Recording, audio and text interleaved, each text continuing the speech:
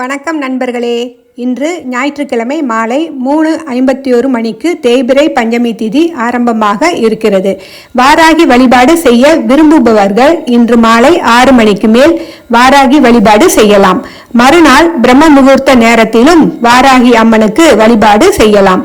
வீட்டில் வாராகி அன்னையின் சிலை வைத்திருப்போர் அன்னைக்கு 3 விதமான அபிஷேகம் செய்து 3 வகையான அர்ச்சனை செய்து அரளிப்பூக்கள், தாமரை பூக்கள், சிகப்பு நிற ரோஜா பூக்கள், வாசனை மிகுந்த மல்லிகை பூக்கள் சூட்டி வழிபாடு செய்யலாம். நிவேதினமாக சக்கரவள்ளி கிழங்கை வேக வைத்து மசித்து அதனுடன் தேன் கலந்து உருண்டையாக பிடித்து அன்னைக்கு படைக்கலாம். மாதுளை முத்துக்களை உதிர்த்து முத்துக்களுடன் தேன் கலந்து படைக்கலாம். சர்க்கரை பொங்கல் படைக்கலாம். பால் பாயசம் படைக்கலாம். தயிர் சாதத்துடன் மாதுளை முத்துக்கள் சேர்த்து படைக்கலாம். எலுமிச்சம் பழத்தை பிழிந்து சர்க்கரை தூக்கலாக போட்டு பானகம் படைக்கலாம். பஞ்ச பாத்திரத்தில் தண்ணீருடன் சிறிது துளசி சேர்த்து தீர்த்தமாக படைக்கலாம். நம்மால் என்ன செய்ய இயலுமோ அதை சந்தோஷமாகவும் அன்புடனும் அன்னைக்கு படைத்து வழிபடலாம். இன்று தேய்பிறை பஞ்சமி என்பதால் அன்னைக்கு நெல்லிக்காய் தீபம் அல்லது தேங்காய் தீபம் ஏற்றலாம். இதை வீட்டிலும் செய்யலாம், கோயிலுக்கு சென்றும் செய்யலாம். அன்னைக்கு விரலி மஞ்சள் மாலை அணிவிக்கலாம். அவரவருக்கு முடிந்ததை அன்னை மேல் நம்பிக்கையும் உங்கள் மேல் தன்னம்பிக்கையும் வைத்து செய்யணும். அன்னையின் படம் வைத்திருப்பவர்கள் படத்தை பன்னீரால் சுத்தம் செய்து மஞ்சள் அல்லது சந்தனம் வைத்து குங்குமம் இட்டு வழிபாடு செய்யலாம். சிலையோ படமோ இல்லாதவர்கள் ஒரு 5 முக விளக்கில் 5 திரி போட்டு அல்லது 5 அகல் விளக்குகளில் திரி போட்டு 5 விளக்கிலும் தீபம் ஏற்றி வைப்பது மிகவும் சிறப்பு.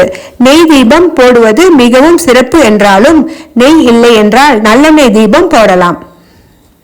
மாலை 6 மணிக்கு மேல் விளக்கை ஏற்றி வைத்து கற்பூரம் காட்டலாம். அதன் பிறகு உங்களுக்கு தெரிந்த மந்திரங்களை அன்னைக்கு முன் உச்சரிக்கலாம்.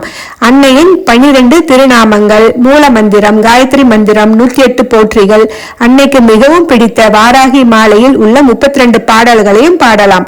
எந்த கட்டுப்பாடும் இல்லை. எதுவும் தெரியாவிட்டால் வாராகி தாயே போற்றி, பஞ்சமி நாயகியே போற்றி, தண்டினியே போற்றி என்று சொல்லி வழிபடலாம். அதற்கு பிறகு உங்களின் கோரிக்கைகளை அன்னையிடம் மானசீகமாகவோ வாய்விட்டோ சொல்லியும் கேட்கலாம்.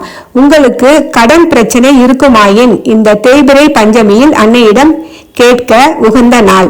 உடலில் உள்ள நோய் சரியாகணும் என்று கேட்கலாம்.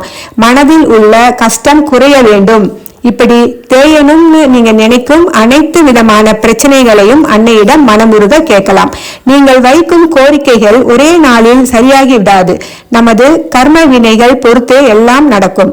எனவே நம்மால் முடிந்த சின்ன சின்ன உதவிகளை இயலாதவர்களுக்கு செய்து வர நமக்கு தெரிந்தோ தெரியாமலோ செய்த கர்ம வினைகள் கொஞ்சம் கொஞ்சமாக கரைந்து தடைகள் விலகியதும் நாம் அன்னையிடம் வைக்கும் கோரிக்கை உடனே சித்தியாகும்.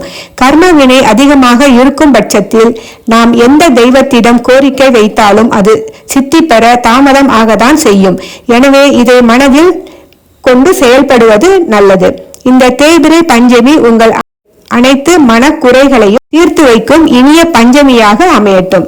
அன்னையிடம் நம்பிக்கையும் உங்கள் உழைப்பில் விடாமுயற்சியும் இருக்கும் பட்சத்தில் உங்கள் கஷ்டங்கள் உங்களை கடந்து போகும். நன்றி.